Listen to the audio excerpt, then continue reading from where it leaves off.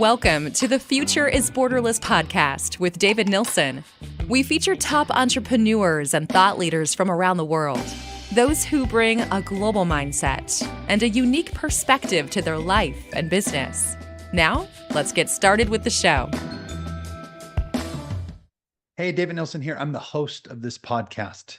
The goal of the show is to connect with business leaders from around the world who have a borderless mindset. And, these people are willing to share their new ideas, innovations, best practices, things that can be applied to both our personal and professional life, helping us to lead in a rapidly changing world. Now, this episode is brought to you by Doxa Talent. Doxa helps businesses to source full-time, highly skilled workers from all over the world. And as a result, these companies can scale faster, increase margin, and improve culture. The most common roles that they help fill are virtual assistants, finance professionals, sales and customer service, help desk, and even software engineers. To learn more about leveraging offshore talent to build your business, simply go to doxatalent.com. All right, well, let's get on with the show. My guest today is Bill Gallagher, a highly rated business coach whose passion is helping CEOs and entrepreneurs manage growth better, restore time, order, and sanity to their lives, and get growing again, or at least growing faster. With more than 36 years of entrepreneurial and executive experience and 18 years of coaching and training leaders who want to improve their leadership and performance, he now works with leaders and teams with over 34 cities and 14 countries. He has led 4 companies as CEO and owner and was a partner or executive in 2 other startups as they grew from the infancy stages to more than $550 million in annual revenue. He's also a former DJ and radio executive. Bill hosts the Scaling Up podcast. And in his free time, he's an avid surfer, sailor, skateboarder, pilot, scuba enthusiast, and recovering triathlete. Happily married for over more than 20 years, he and his wife, Lori, live in Oakland Hills and are parents to 2 young adult entrepreneurs. All right, Bill, welcome to The Future is Borderless. Thank you. Awesome. Well, let's just jump in real quick. I want to talk about just the concept of coaching in general. I think most entrepreneurs that I know have not actually hired a business coach. Like, they understand the idea of coaching in the athletic world, but could you just sort of share a little bit about what is an actual business coach? What should people expect if they were to hire one? Well, look, there could be a lot of types of coaches and a lot of styles of coaching. Think about the sports analogy for a minute, right? You could have a tennis coach, and you could have a team coach. And the work that I do is more like a team coach. There's a little bit on the leader, but a lot across the team. And there's a certain amount of teaching, and then there's coordinating, there's giving feedback. So advising, teaching, facilitating, there's a big range of that in the world of business coaching. In my world and my work, most of my work is team coaching, a little bit with the CEO, but also supporting the CEO and getting the whole team stood up so that we can scale without so much effort on their part. Yeah, it's interesting. I want to just dig into that a little bit further, because I do think that most coaches are either bringing a framework that they're trying to install, or they're coaching the CEO directly. Can you expand a little bit further on why, as a business leader, I would want someone to come in and coach my people, my leadership team? Yeah. So I think that, like, if I just give you stuff, or you belong to an organization, we've been around EO, YPO, that kind of thing for years.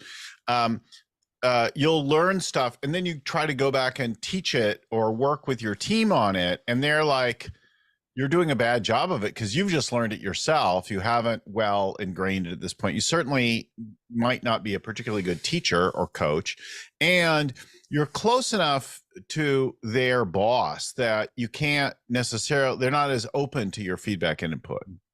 So having a coach come in and work alongside you and them to help you fulfill on that, get them to stand up, makes a massive difference. Just even in running like a quarterly or annual planning session together, if I start to, as the coach, have you speak last as the CEO, I'm already getting the team to level up. Instead of, like, when you start a company, right, you begin and end every conversation and every meeting. but after a while, you really got to pull back if you want to actually scale the business.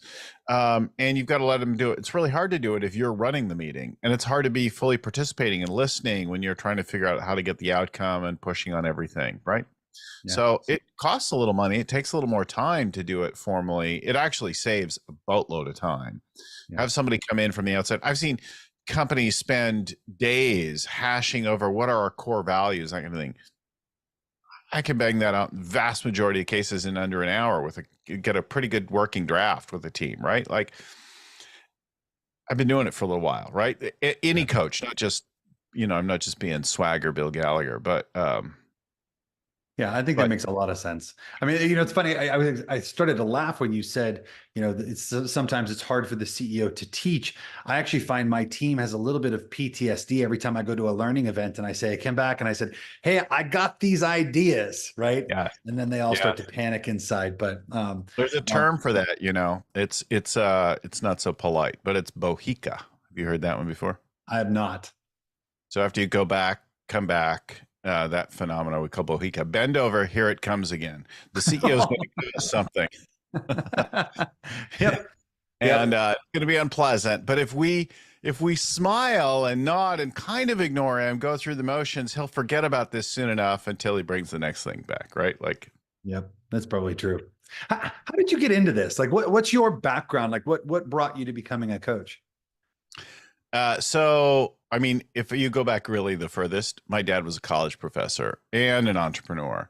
So that, like, from a very early age, I remember in like grade school, I was like 10 or something, and I went and I complained to my dad about my teacher. My dad's like, well, if you think you could do it differently, why don't you offer to teach a class? And I'm like, oh, that's awesome. Like, I have an idea for it. So I went to my teacher and I said, hey, I'd like to teach a class on this. And because I thought her teaching methods were awful. And I'm like, I know how to make this good. I'm going to use a comic book favorite. I don't even remember what it was anymore, but to teach this class, and like the kids are like, yes, what are the kids teaching? And we're going to use a comic book for this lesson. And it was a hit. So I think that's probably the earliest thing. And then I worked as an entrepreneur and as a partner and an executive. So sort of three categories of leader across a range of industries, some pretty successful and some really, really not. Right. Like, I've had both success and failure in the cross.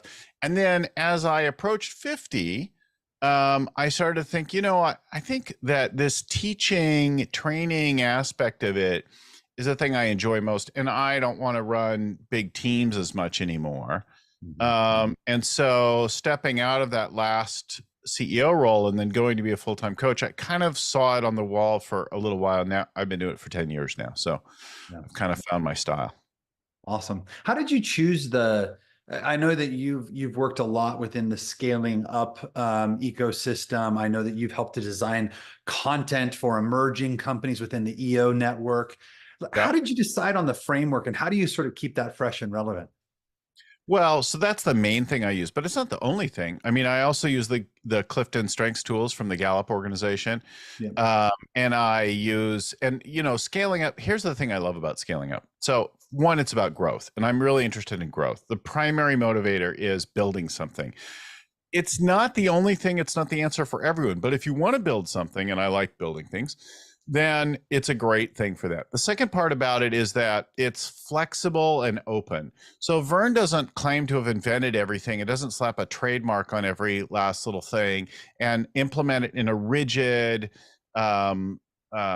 orthodox fashion. He relies on the coaches to think and apply the things in a thoughtful way. Like, every company's at sort of different stage of growth. We're going to talk about stages, but and you need different things at different times. So I don't just launch into execution right off the bat with people if we don't know what business you're in yet, right? So we want to focus on what's relevant and attract it. And for that, you need a thinking, experienced coach who's not only got some experience in business, but also who understands how and when to apply the tools. I love that you said that. I think adaptability is so important in today's business world. And I think, the challenge that I've had in the past, I have hired coaches in the past. And what I found is most of them bring a very prescriptive, rigid, Yeah. orthodox, to use your term, system. And it works for a very short period of time. And then you sort of outgrow it and you need it to be a little bit more flexible slash adaptive. And so I appreciate that you brought that up. Let's talk about the different stages, because you're right. There are different stages in every business's life cycle. So you made the comment that you sort of adapt based on their stages. What are those stages? So the first stage, I think, is very much about strategy. What business are you in? I can think of many companies like this that needed a little tune-up and clarity on this before we could do a lot of work. I worked with a construction company some years ago. They did all kinds of jobs for all kinds of people, like a typical local regional contractor. And they had a certain number of PMs and superintendents, and they would do your remodel, and they would build some new construction, and they would work on this and that. And then after some reflection, they realized there's a type of customer they like and a type they don't like. They really didn't like working directly with homeowners. They really liked working with business people.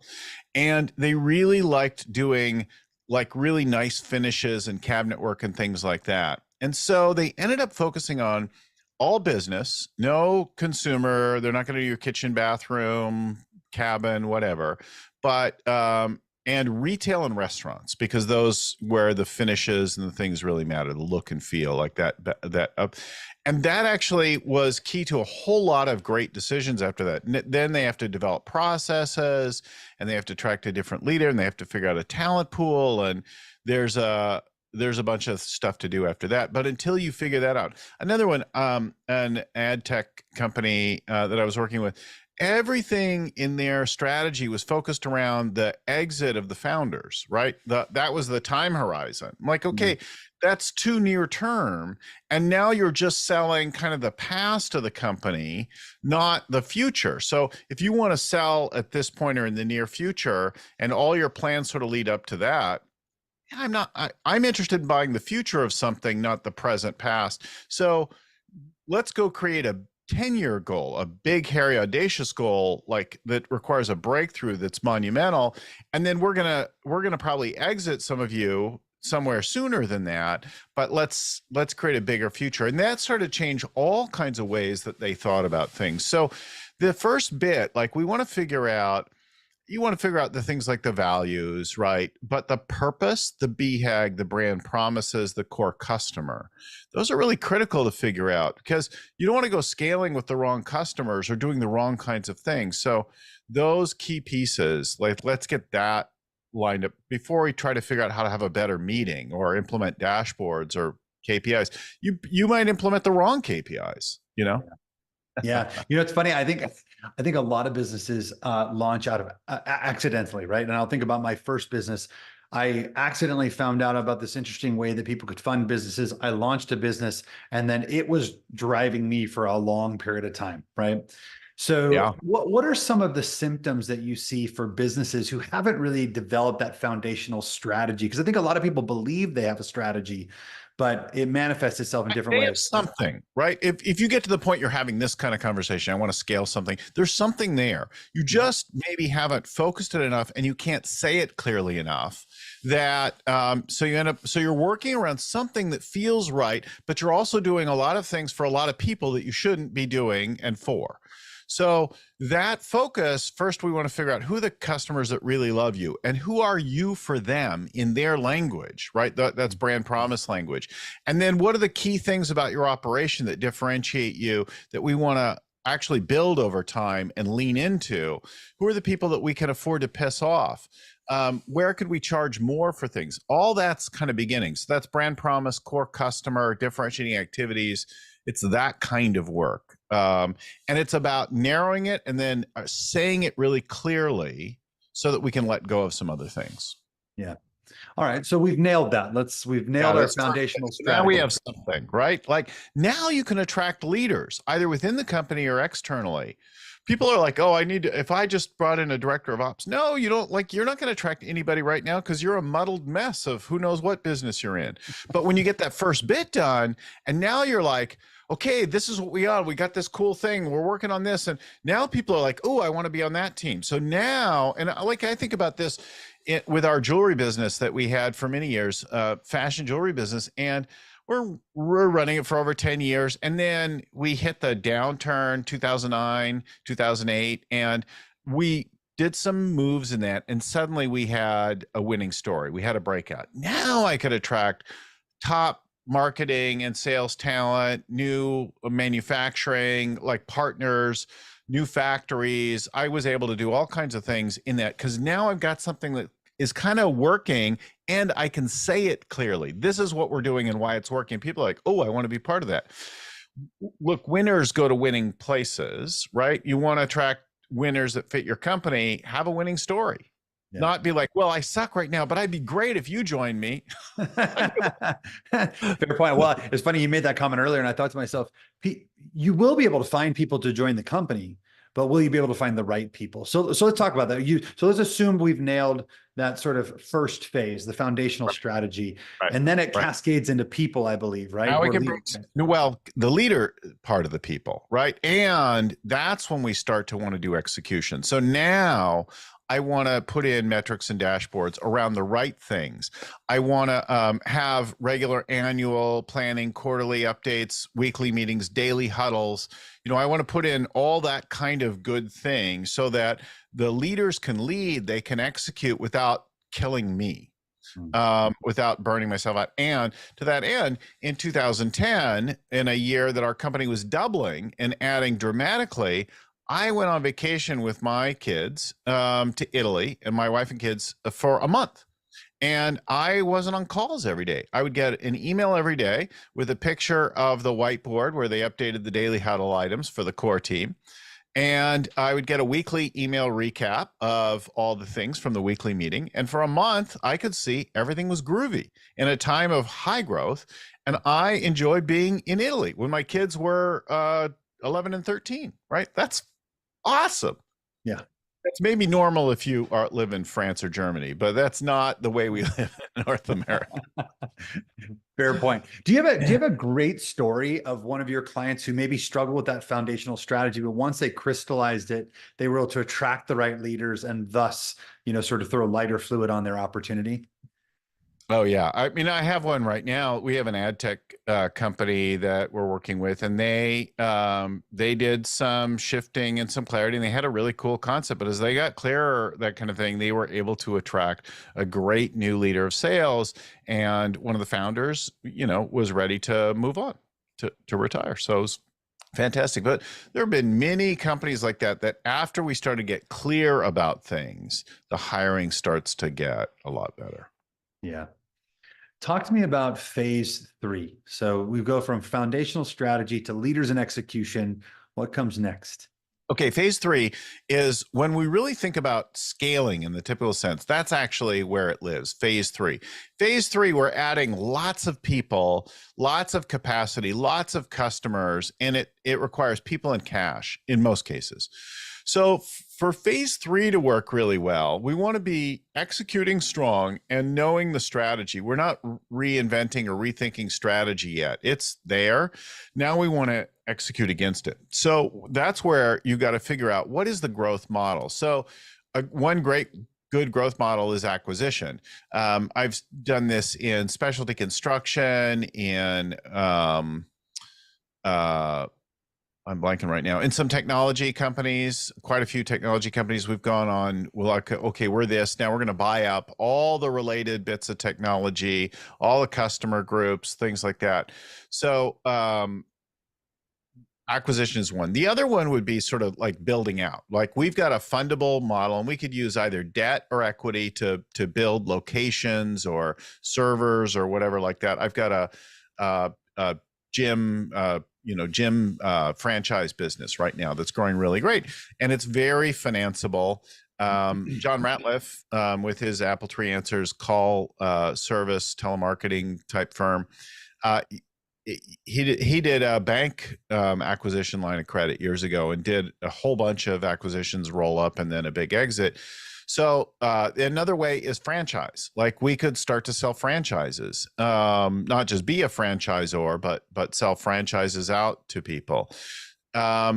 So there's a variety of ways to start to build that acquisition. And what you think about there is going to determine what kinds of funding you're going to need to do to fund the growth.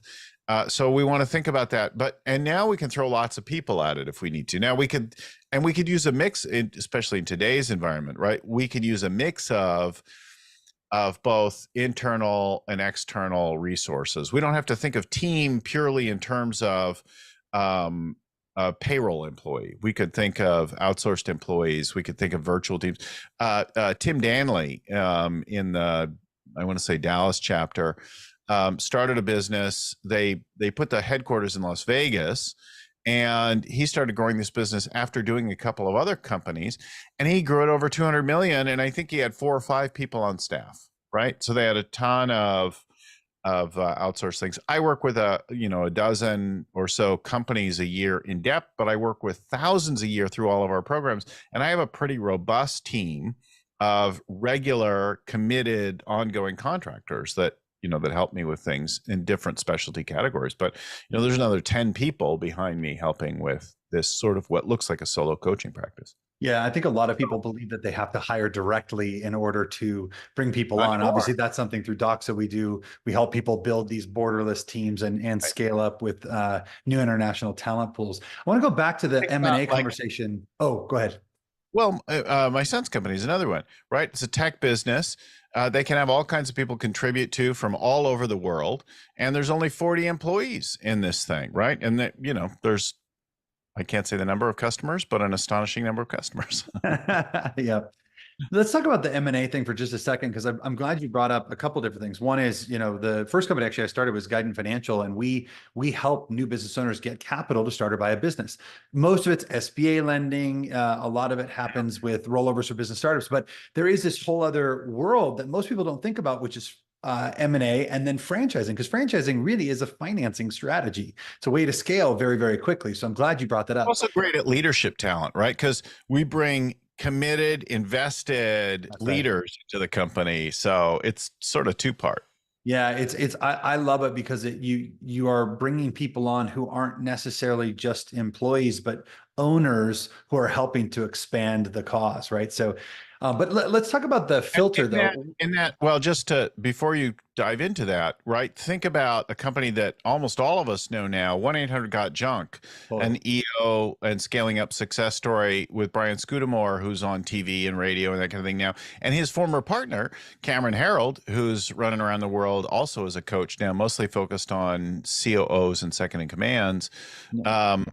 That entire thing is like they figured out how to take their business idea and grow it using franchise partners. And they realized that the key is creating value for the but picking the right franchise partners. Absolutely. Yeah. In fact, we talk about this all the time. You can run a business, but if you start to franchise, your business shifts from really running that business directly to empowering other leaders to run their businesses. And it's a very different model. It feels nuanced, but it's actually very different.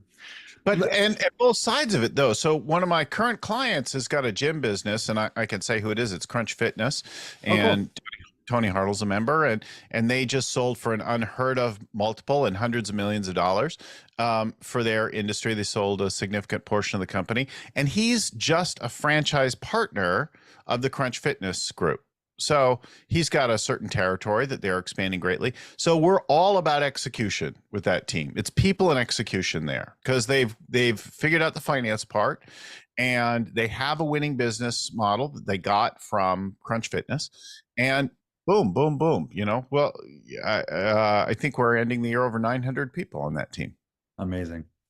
Yeah. How do you help your clients think through the idea of buy, build, or partner, right? The idea of M&A versus what are some of the filters that somebody should apply in those situations? I think you really have to think about your personal strengths.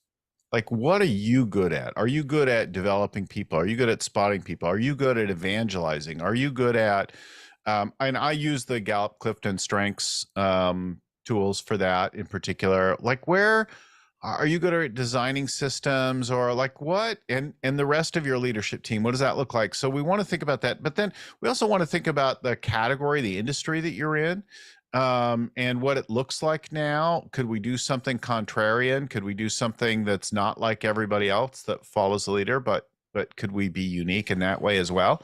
Yep. So there's a lot of ways of looking at that, and then we just kind of have to evaluate pro con around, you know, buy, build, like whatever. And for sure, acquisition can be a really great pathway for things acquire. The only issue is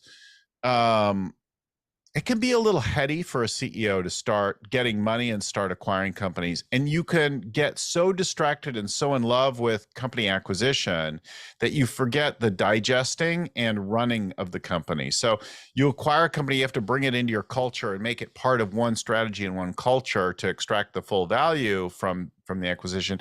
And you have to put an attention on running it. And if you just like doing deals, then before long, you've got to sell the company because you're not actually running it very well. And I've had a couple of instances. In fact, I was working as a partner in one company, and we had a CEO who would just do deal after, and then he would kind of undermine some of us in running the business. And he'd like, because he had conflict avoidance issues. As many actually entrepreneurs do. So they're terrified of that. So he would sort of placate things and like, no, I was coming down hard on that guy on purpose. Don't undo it. yeah, I'm not surprised to hear that. It is hard. And you're right. On the M&A front, it's the one thing that I talk to people about on occasion is, hey, if you're going to do this, just know that it comes with other consequences. Because yes, you might be acquiring a capability, maybe your leadership team could be an acqui-hire, but you still have to blend those things together. And that's, don't underestimate the complexity. Still, even on some of those deals that don't go perfect, you can still make money, right? Oh. So that company that I sort of alluded to, I won't say who and where and what, but everybody made money on that, even though the full intended vision for the company was never realized. There was some transactions and an exit. And then another one that I worked with, another tech company, did about 9 acquisitions, and then sold that off in whole. And that was a good thing, although the sort of the full vision of the company and the way they saw it wasn't realized, but everybody made money on that deal. And another one that we had just 2 years ago raised just a boatload of money and started doing an acquisition for a new kind of workspace and workspace technologies. And that essentially got sold off in parts. Everybody still made money, but sometimes that acquisition growth strategy and the full thing that you have in mind isn't going to turn out the way that you anticipated. That's okay. Yeah, you could still, right. Well, let's talk about phase 4. So foundational strategy, leaders and execution, people and cash. Yes. Okay, phase 4. Phase 4, I think, is really neglected by a lot of people we think about because of stage of life, because of whatever. But it's really helpful to follow Covey's advice, Stephen Covey, and start with the end in mind. So instead of thinking about, well, I don't know, I'm just going to grow this company for a while and I'm pretty young, I'm only 35 or I'm only 45 or whatever you are, and I don't really know when I'm going to retire, that kind of thing. Instead of thinking about like you're building a thing that you're going to attach yourself to for the rest, think about it in 5 or 10 year increments and think about how you're actually going to get out. So what is the succession and the exit of the company? You build a company so wed to your personality, and it's very hard to leave it later. So we want to put in the right leadership, and we want to develop those leaders, and we want to put in great execution, have a clear strategy, all that, so that you don't have to run it so hard, but so that you can leave it. And you should leave it like sell on the up. I can't tell you, like I've had a bunch of very expensive mistakes when I didn't either raise money or sell the company when we were trending up. I'm like, and we're going to keep running this for a little while longer. And then it turned, flattened, or even contracted. And I'm like, ah, now I can't do what I wanted. And I have to put all that emotional energy and sleepless nights into getting it, turning it around again. And then I can sell it. Like, it's like sell something, put some money on the side, then start playing with other people's money. Like, so thinking about your succession and exit is a really critical thing that almost no one's ever done. rarely does. And it's so powerful to start to think about it. Don't be like Queen Elizabeth, right? That die on the job in your 90s with your son in whatever age he is now, who's finally king. Start to like develop the king beforehand and improve your golf game or go sailing more or whatever it is that you do. Like that'll make for a stronger team and ultimately a stronger company. And there are many cases, like I had one, people start to think, and they get in their 60s, they start to see 70 and they're like, oh shit, I better get out of this thing. And but then sometimes it's too late because you haven't built the foundation. We had an aging owner come to us, a really interesting company. I truly understood and liked a lot the product and the business and that kind of thing. And I thought that they'd done something really exceptional in their category. So he's like, okay, I'm going to turn 70. I really got to get out. But his team is like, no, they're really dug in about doing things the way they've always done them and not working in any different ways. But now then you've either got to sell it in whole and then they might get kicked out. But they weren't sort of interested in being developed. So that's a really kind of critical thing to do is starting to think about that and build that. I had another one. This guy was getting a little older. As a healthcare related company, founder, super micromanager, up in everybody's business and all the plans all the time. He launched, he founded the company. Now it's hundreds of millions of dollars.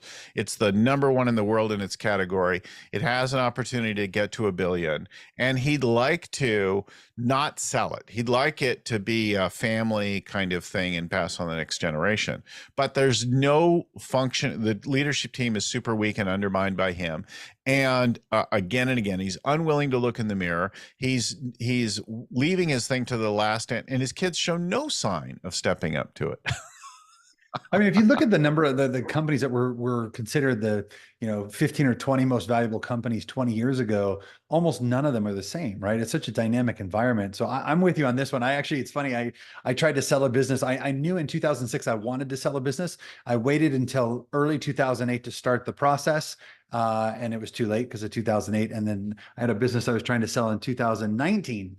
And I decided to wait a little bit, and then COVID happened. So, I think sometimes we plan for these perfect exits and these perfect numbers, but I think intuitively we also know when it's time to start thinking about the next phase. So I'm glad that you bring it up. We thought about it earlier, really early on. Like, okay, I'm going to grow this to a point, and then I'm going to get out of it. And I've got a company now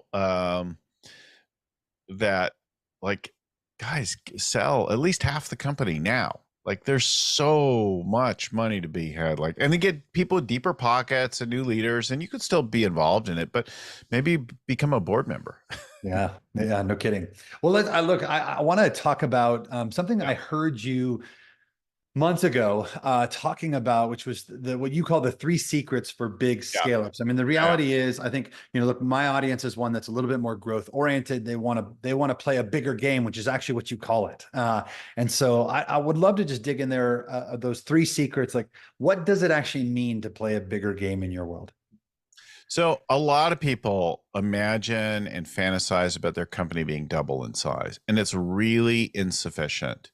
And I spent almost 10 years working on and doubling my company, and it was hard work, and everything was incremental as I went down that path for doubling the company. And we more than doubled it, but we didn't quadruple it. We didn't go beyond that. And it was all a lot of hard work. And then we were nearly gutted by a recession. I was contemplating once again the loss of my house and things like that. I'm like, oh, bankruptcy. I didn't end up having to do that. But facing all that, I made the hard choices, the hard changes. And then looking at demise again, I thought, let's not play that again. Let's think about something much bigger. And so then I started to think about how to be like 100 times bigger. And that got interesting. 10x is actually kind of small in many cases. Going 30x, 100x, starting to think that way is exponential, is transformational. So you want to double your company, you think about putting in more hours, you think about getting more customers or whatever. You want to 10x or 100x your company, you start thinking completely different. Like, how many factories and what would I have and what would that look like and how would that be funded and what would the team be like and where would we operate and how would our product development cycle go? And you could rethink everything from the way you fill an order to everything. And from that place, you start to do things a lot differently. And that's where the big breakthroughs are. The other part of it that's really important is you actually interest and inspire people. So like after you get that first bit in the first phase, leadership, the strategy done, we attract leaders by having things clear, but also something winning, differentiated, working, but also the more audacious it is, the better. So when I'm playing to be 100 times bigger and I have a clear thing and it's working, wow, the number of resumes that I get of really top grade talent is outstanding, right? So just playing a bigger game inspires you and everyone around you. Now, the thing you have to grapple with is, I don't have any idea how I'm going to do this. I don't know if I'm going to want to do this. I don't know what if it look like. I'm worried. Like, great, have all that and play the game anyway. So like, when I started coaching, I'm working with, I don't know, 70 people, maybe a couple thousand all told when you get, when you count workshops and things like that. And I'm like, so if I thought 10 years out, what do I want to say? If what I do is help leaders fulfill their visions, right? What do I want to say? Well, I want to count leaders. So how many leaders do I want to count? And it's not billions. Thousands is too small. Hundreds of thousands, maybe, but not actually big enough for my ego. And a billion is too big. So I came up with 5 million. I want to help 5 million business leaders before I retire. How are you going to do that? I had no idea, but that sounds interesting. I'm interested in that. Can you help me figure it out? That's a way to speak about it and think about it in whatever your business is, right? Let's play a really big game that scares you, but you would love to do. We want to be number one in the world, right? We want to transform this category. We want to be number one across North America. Like, pick something, a really big game to play. We want to build the next whatever that is truly swinging out there, and be like, and I don't know how we're going to do it, and I certainly don't want to kill myself in the process, but if you got ideas for me, I'm all ears. If you want to help me, if you want to join my team, awesome. That's the game we're playing. Love it. Yep. I think being on big, audacious, winning teams is inspiring, and it's a lot more fun. It's a lot more fun. So, all right. More cow. Secret number 1: play bigger. Let's get to number 2 is, so you're a domain expert in something. Staffing, software, gyms, like something. Something, some category of something you're good at. And that's why you started the business or stayed in the business or bought the, like, whatever, that. But time and again, you ignore the basics and try to like do everything in your own unique way. That's all BS. There's a lot of very common kinds of things to do in business. And this is true for us and across other execution frameworks, that kind of thing. There's a cadence of meetings and a way to run a meeting and agendas and dashboards and scorecards, goal setting, planning. There's a right way to do that. Stop doing it ad hoc, after the fact, filling it in half-assed, not giving it enough time. That's all BS. Run the business first. Let the customers, the opportunities come after that. Stop trying to fit it in after. So daily huddles, weekly team meetings, quarterly planning sessions, monthly all hands, annual strategy offsite, right? Like that, those are kinds of things. Scorecard for every job, for every function, for every department, one for the overall company, 8 to 12. Now, there's a bunch of like really good basic things, and they're not unique to, they're permutations and applications that are unique to you and your business and your industry. But the rest of it is very consistent. Do it consistently. Awesome. And the last thing, though, that I would say about it is you could be consistent, but still bring your own flavor to it. So unlike some other people I won't mention there, we're very much a fan of, let's create a daily huddle, a weekly meeting, a thing that has kind of your unique culture embedded in it. Let's bring your culture and your company to life in this thing. put some of your own terms and names on it. It doesn't have to be all a bunch of trademark scaling up things, you know? Yeah. Yeah, I love that. Again, I appreciate the fact that you talk about it being adaptive, because we all need to bring some, I would say, just personal sort of flavor to it. So, and I You think could we fight say it good when we're not morning. able. What's You that? could say hello and good morning and whatever else, thank you, in 100 languages. It all means the same thing, but they sound very different. Very. What's the third secret? What brings this all together? So the third thing really is get a coach. Get advisors, probably more than one, just not more than one for the same thing. So don't have like two strategy coaches, right? If you're going to have a business strategy coach, have that one, or an advisor, have one. Have one financial, don't have multiple, but have lots. Like for years now, I've invested in coaches, and it's, you know, it's part of why I'm a coach as well. But you know, I have financial coach, I have a voice coach, I've had a running coach, a swimming coach, a cycling coach. I've had, I think I said financial coach, a writing coach, business coaches, right? Operations coaches, just all like the world's filled. For a couple of years ago, for a little while, I had a comedy coach who taught me how to do stand-up and write stand-up. And I went and did a stand-up gig. Like, you know, it wasn't going to be a stand-up comic for the rest of my life, but it was really useful training. So Yeah. get someone, and probably more than one, and then empower them as the coach. Like, don't argue with them about what to do. And that's like around business coaching, there's some weirdness. There's two fundamentally weird things. The fundamental weird thing across all coaching is I hire a coach and then I argue with the coach all the time, which is a little bit like saying, I want to play in the NFL and I want to go to get a Super Bowl ring. And then you show up on the first day with the new team and you're all excited about it, and the coach tells you, all right, get out there and hit those blocks or run through the tires. And you're like, yeah, you know, I've been thinking about my path and my truth and what's right for me. And my values just don't really align with running through the tires. And I just don't see that's the way that I'm going to get to this. Shut up and run through the effing tires. Like, that's the game there is. Like, the coach knows something about what they're doing. You hired them. Don't argue with them. Yeah. You don't challenge them to prove how smart they are or whatever. Like, you know, embrace the coaching once you've done it. And it's not normal because, like, from a very early age, well, I don't know, 2 years old or something, we start saying, don't tell me what to do.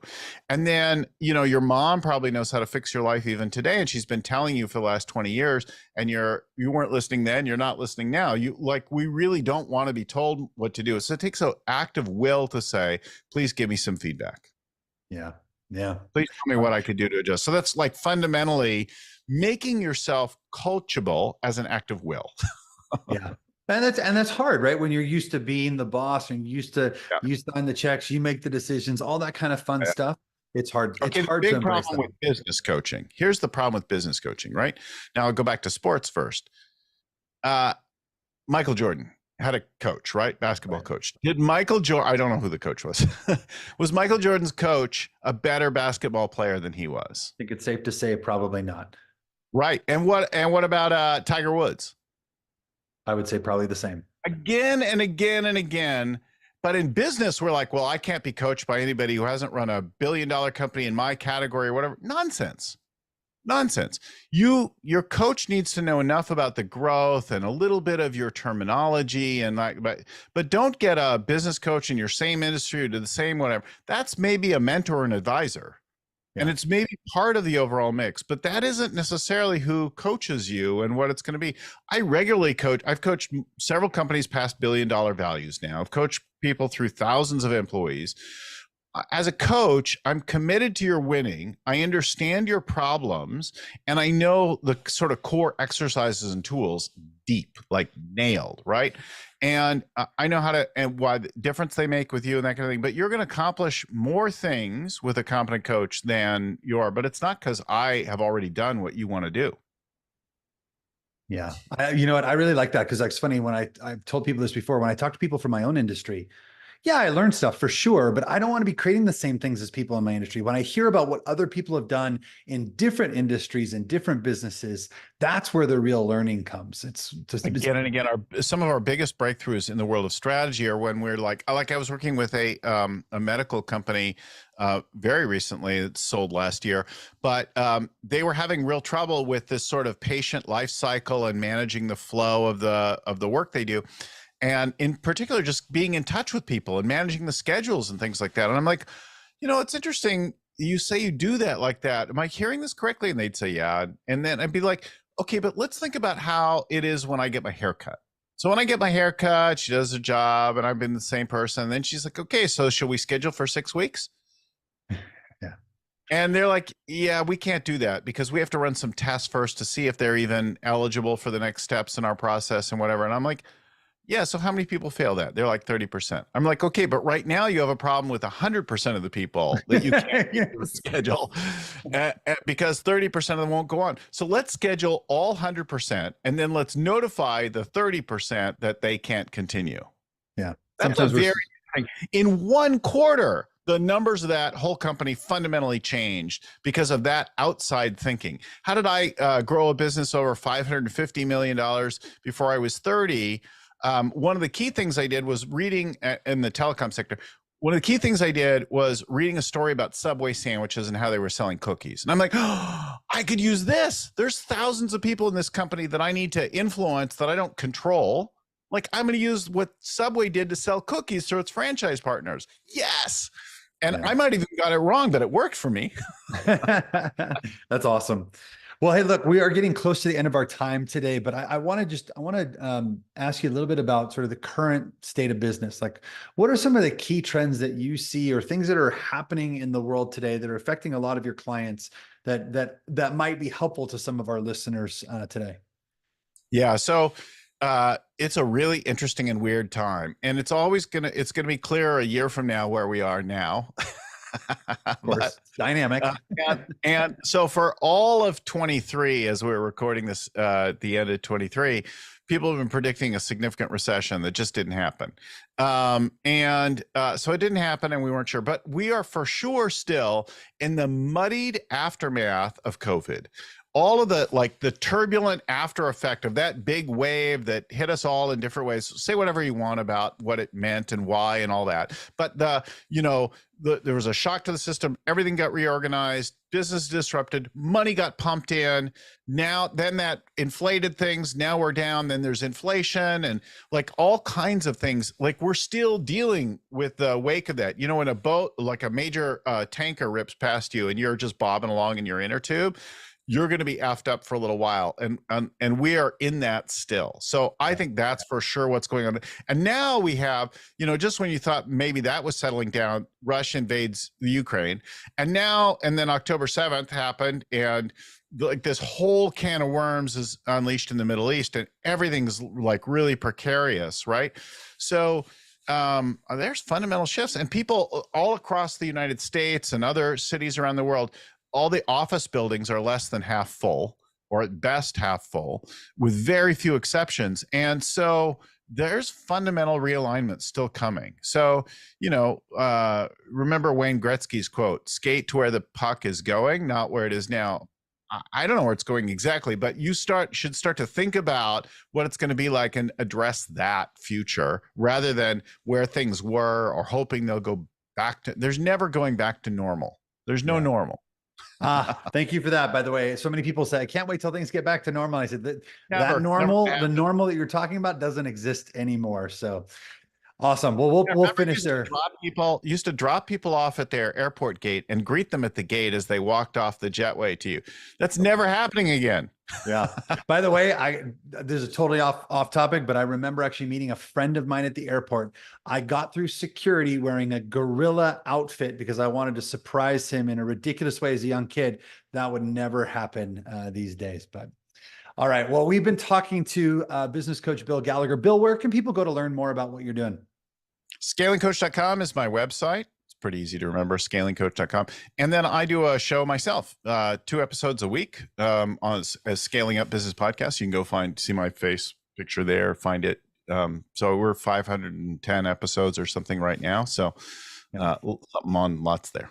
Yeah, it's a great podcast. I will make sure that those get into the show notes as well, so that people that see this have a chance to come and hear more about what you do. But thank you again for being on the show today. Thanks for having me on. Thank you for listening to the Future is Borderless podcast with David Nilsson. Be sure to click subscribe to future episodes so you can hear from more top entrepreneurs and thought leaders. And we'll see you again next time.